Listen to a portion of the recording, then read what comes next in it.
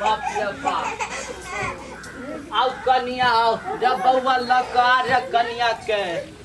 अरे बाप रे बाप देखियो हमर बेटा के आ केते दिन से बियाह ने होय छल ग 5 साल से आ गांव घर में आबै छले घर देखी त ई गांव घर के आदमी सब मौगी मेहर सब भड़का दै छल लेकिन हम केते कोशिश क के बेटा के बियाह करा के ले लिया रे बउआ अब तोरा त बियाह करा देलियो बउआ तोरा त एते दिन से बियाह नहीं होय छलो त हम बियाह करा देलियो अब सुन न तू जो बउआ घर में कनिया के ल जो आ हम कनी देखे छियै टोला पड़ोसा के आदमी सब बड़ फुसुर करे है रे अभियो एना नहीं कर न कनिया भरे के देते रे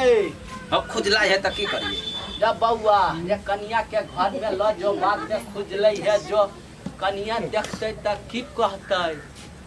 से नहीं बुझे छी जो न बउआ रे कनिया के घर में ल जो न जाओ कनिया जाओ घर में तनु इधर तनु कनी हम हूँ जो बउआ जो घर में जो बाप रे बाप देखे छियै 5 साल से बियाह नहीं होय छल हमर बेटा के बात है कि कनी हमर बेटा है कनी मान के घुसकर है के वजह से सब भड़का दै छले आब बेटा के बियाह भ गेलै आब हमरा एकदम चुप सन के करेजा भ गेल आब जाय छी कनी खेत देख ले अबै छी